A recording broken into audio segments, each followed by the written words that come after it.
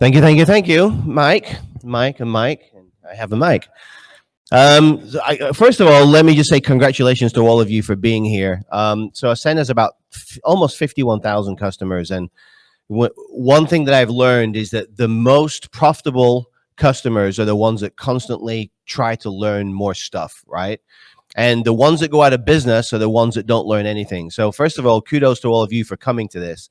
And Mike, thank you for putting this on because to be quite honest, this is the first one. I'd like to see more of this because I think there's great conferences. If you've got 1,000 trucks, you go join the ATA and you can go hobnob and eat, roast beef and, little dainty sandwiches. But at the end of the day, 96% of this industry is us, right? It's small trucking companies, with less than 10 trucks.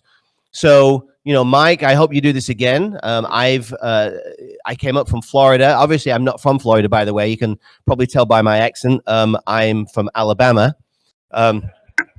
Eastern Alabama, for those of you that have got good hearing. So I just wanted to say, thanks for everything. I've enjoyed being here. My wife is actually from Grand Rapids, and so I appreciate it being here. So, two very quick slides on who we are. I promise I'll make this very quick. First of all, we've been around for about 20 years. I used to own a pretty decent sized brokerage and asset carrier, about $40 million a year, that I started in 2002. And when we started the company, we did what everybody else does. You go to McLeod and TMW and they give you the price of their software. You fall over, you get back up again. And then you decide, well, I can't afford that software.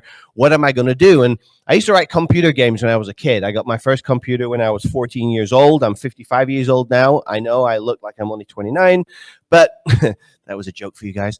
But I learned to write computer code when I was a kid. And so funny thing is that, back in 1981, when I got my first computer, my mother said, there's no future in that computer stuff. It's just a fad like pet rocks. She said, go get a real job like your brother, be a banker or in insurance. And I never really liked those professions. I continued to write computer code. And when I came over to the United States, I found my way into the trucking business like many of us do. And I realized I needed some kind of software, something to be able to manage the process of picking up, delivering, finding loads, then doing the billing, looking at, what my accounting looked like at the end of the day, who owed me money, who was paying fast. And we wrote the software and over many, many years, built the company to about 40 million a year. And I sold the company in 2015. So just for everybody's edification, I have no interest whatsoever, no financial interest or ownership interest in any trucking company or any brokerage, but we used all that knowledge to basically make Ascend what it is today. So, final slide about us. Ascend is a transportation management system. It's an operating system to run your business. I know Load Cannon's here today. I'm sure some other people here use AcsendTMS. We cater to carriers, brokers, and shippers. On our carrier side of the house, the average number of assets per fleet is 5.6 trucks per fleet. Some people have 200 plus, but there's a lot more with 2 or 3 trucks. It's what the makeup of the industry looks like. The average number of users per account, over 51,000 companies that use us, is 2.8 people.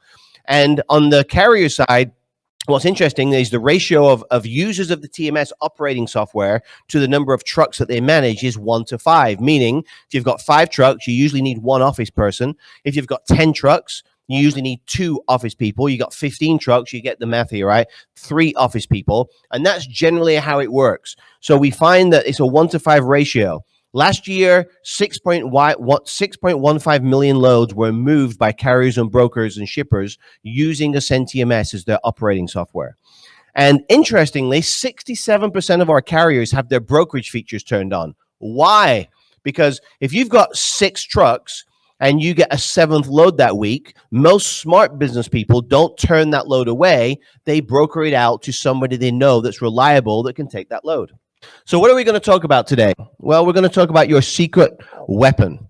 And don't get all too excited. Numbers. Now, we're not going to do calculus, or we're not going to do trig. I'm not going to give you thousands of statistics with really small, tiny print. but we are going to talk numbers. And you know, if this was a, I don't know, a circus convention, and we were kind of calculate, the arc of a clown being shot out of a cannon, then calculus and trig would be important. But for the trucking business, fortunately, the numbers are a lot easier to disseminate if you can press one button and have it spit out what the statistics are and what they should be. So, real quick, the industry today is give or take 750 to 800 billion dollars overall. But what we're really interested in right now is that on the left-hand side of the screen there, which is the for hire segment, it's about 400 billion. Inflation, it could be 450, it could be 380. Nobody really knows. People throw these numbers around, but the latest statistics around 750 in total. The for hire side around 400 million. I'm not going to argue back and forth. $50 million. On the contract side, which is what most people hear, the common carrier contract type business, 225 or about half of that is on that segment. And then the rest, about 175 million, is on the brokerage side. And then you can see maybe it is kind of small, but you can see the statistics on the left and the right. The left-hand side is the carrier numbers, basically the number of carriers and the number of trucks that they represent. And on the right-hand side is the brokerage side of the house. And I only bring this up is because most of our, like I said, 67% of the carriers that use Ascend do broker business out. As they get bigger, they tend to have one dedicated person that just does their brokerage side of things. And there's about 19,500 MC numbers from FMCSA, showing that there's basically authorized brokers. But our guess, our estimate is between 3,000 and 4,000 have a real actual business. So we're going to talk about numbers today. You can only use numbers, and some of this stuff might sound very basic, but it's not, because I hear from people who guess things all the time. You can only use numbers to make decisions, first of all, if you have the actual real numbers. So when I say to carriers that I get to know, I say, so, what's your cost per mile? If they say, do you mean loaded miles or including my deadhead? I know that, yeah, he probably knows the number, or she knows the number.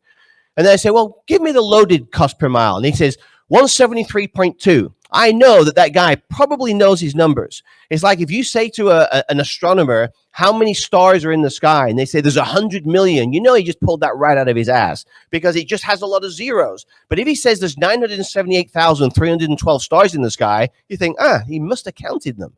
So when you're looking at your numbers, use real actual numbers. Don't say, oh, it's round about $2 or maybe 150. What you should do is be honest with yourself. If you don't know your number, go to your TMS, run a report, and get the number to 1 decimal point would be great to show everybody you know what you're doing, or you can go further than that. But that number, whether it's revenue per mile or cost per mile, will change every single day. You don't need to look at it every day, but you do need to look at it at least, every few weeks, once a month when you're doing this reporting. The numbers need to be accurate, but they also need to be simple. The truly important numbers are things like, who's your most profitable driver, the least profitable driver, and why? It's the why that's the most important question there. Some drivers will beat the traffic. They'll get up early in the morning and they'll decide to leave on a Sunday so that they can, get through a metro area without having to do the stop-start traffic. Which truck costs you the most or the least, and why is that? Look at your ELD data. Have you got drivers that are doing hard stops, or ones that just seem to put their foot to the floor all the time, and they seem to be only doing 4.5 miles per gallon, where your best drivers, managing to do 5.5 to 6.5. So what's your deadhead mileage, best to worst?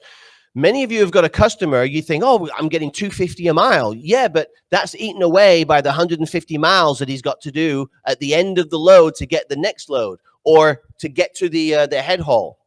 Which is the most profitable truck and trailer? Why? We had one customer come to us and asked us to build a trailer monitoring system. And so we dug down and we asked them why they wanted it. Well, some of their customers had, they wanted basically drop trailer pools. And the customer was Maytag. And the problem is that during the 2020 kind of downturn, those trailers were just sitting there for months on end. And They wanted to know, like, what's my turn on these trailers? All the trailers had payments on them, anywhere from $500 to $1,500 a month, but they were sitting there month after month after month. Sometimes Maytag will call them in and say, "Hey, can you come in and do a live load?" Well, that's great. I'll do the live load for you, but I've got 72 trailers sitting in the yard that just seem to be moved around by yard dogs all day. That was killing the company, because if you've got 72 trailers all getting charged $1,000, that's $72,000 a month for several months. That eats away at your profitability as a company. So you got to look at not only the most profitable trucks, but also look at your trailers and your trailer pools. Who is the most profitable dispatcher and why? Every time that we look at some of our larger carriers, you'll find they've got 3 or 4 dispatchers. No, we're not talking salespeople now. We're talking just a dispatcher. There's always somebody that seems to have the best driver retention. They all seem to have the fastest unloads and loads, loading and unloading. They all seem to have the best rate per mile. Why is that? And if you've got 4 people and there's one all the time at the bottom, that's the person that you either say to the best guy, "Can you please teach the worst person what you're doing," or you need to let them go. Because if you've got what the company General Electric, I can't remember the CEO's name now, it skips my mind, and he used to say, "Every year I fire the bottom 10% of the performers, because every year nobody wants to be in the bottom 10%, because somebody will always be at the bottom of those lists." And finally here, when you start to dig down, look at what is the percentage of your loads that come from brokers. There's nothing wrong with brokers. I don't mind brokers at all. I think they provide a fantastic service. There's just bad brokers and there's really good brokers. If you can find, by the way, I don't know if there's anybody from one of the top 10 brokers in here. Even though many of them are partners of ours, I'm not a massive fan of the mega broker. I like local, family-owned and operated brokers that are in small towns. If you go to Des Moines, Iowa, you probably don't want C.H. Robinson finding you a load there. What you want is a local broker that works in Des Moines, that grew up there, that went to school with people there, that goes to church with people there, that is an honest broker that will give you a fair rate and understands how many miles deadhead you have to do to get to his location or her location in order to do a load for you. Brokers are not bad as long as you can get a rate that makes sense for you. Give you a very quick example here. So we got 4 drivers here. So this is just a typical month. The numbers, of course, are all made up. So here we've got 4 drivers: Bill, Fred, Sarah, and Jose. Here it looks like Fred is awful. I think we should fire Fred. I think Fred's income is not very good, but Jose is great. I think we're going to give a pay increase to Jose. Well, hold on one second. We got to consider the expenses here. The expenses, Fred's expenses are only $5,000 a month, and Jose's got a $14,000 expense. So it turns out that Fred all of a sudden went from a zero to a hero, because now he's the one that made $3,000 in profit, and Jose made a $1,000 loss. But hold on one second. Jose had a $5,000 unexpected repair. $5,000. Turns out he wasn't driving in an old truck. He just had some issue, and because of supply chain problems, they couldn't get. It was a crack in his chassis. There's something that just couldn't be. And there's a $5,000 cost to that. So if we take that into consideration, all of a sudden, Jose now goes from being the zero to the hero again, because he's actually the one that made the most amount of profit that particular month. It all comes down to the story. There is a story for every driver you have, for every truck and trailer, every customer. If you've got more than one terminal, each terminal, and each terminal will have their own story about every driver, truck, and trailer. This is an ongoing process. You have to monitor the same numbers every single month. You can add new things that you want to quantify, but you have to take your core and monitor them every single month. You'll have income items, you'll have expense items, but the one unique thing in our business is that you're going to have operating units. An operating unit is often, many of you will probably, most people don't slip seat anymore. Some people do, but many people will essentially have a driver in a truck that pulls a trailer as a unit, an operating unit. And so many of you won't have to worry about in particular, which is the most profitable driver, truck, and trailer, because if they're matched together, that's an operating unit. So look at your operating units again and rank them and ask yourself the question, why? Why is one guy up here and why is one guy down here?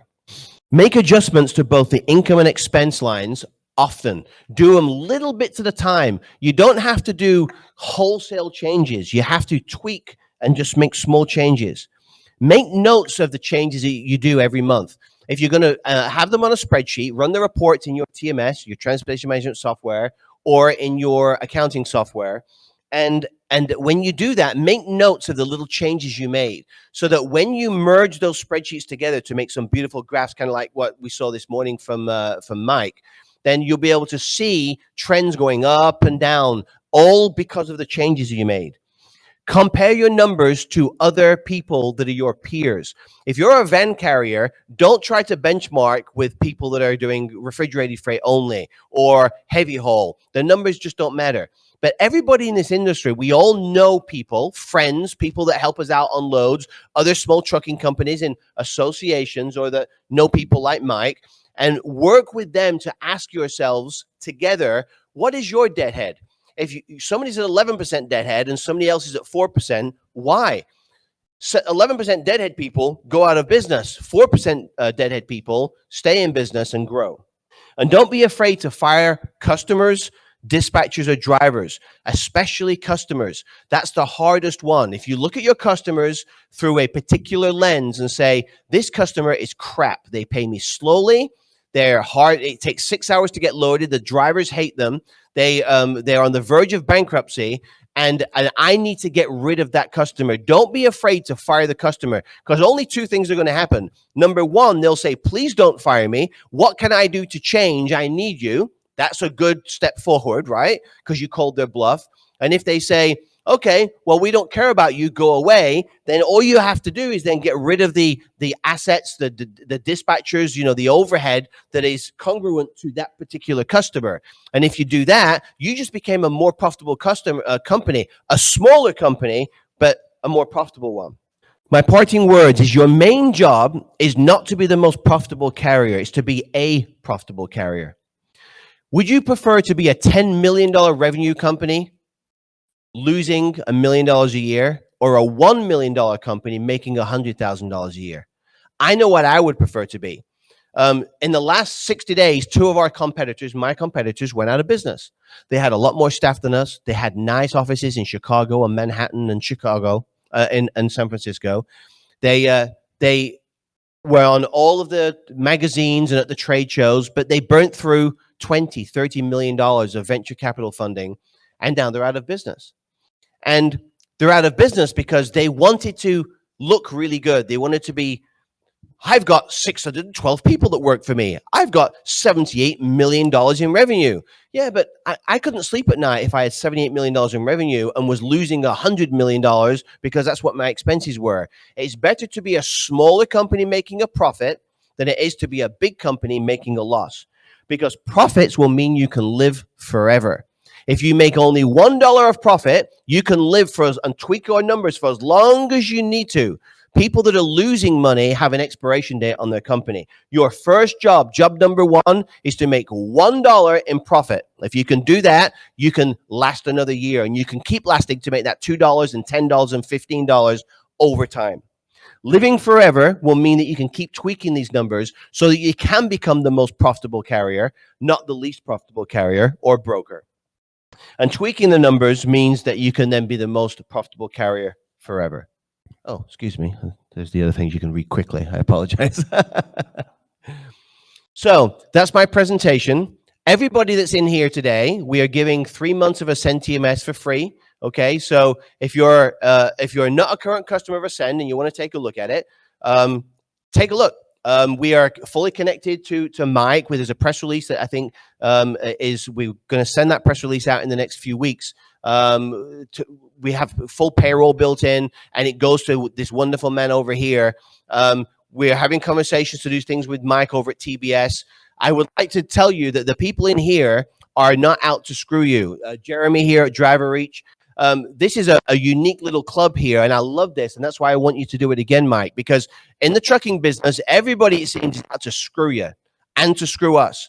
But I've got to know some of these people, like Jeremy and Mike, and I can tell you that they're not out to screw you. So please.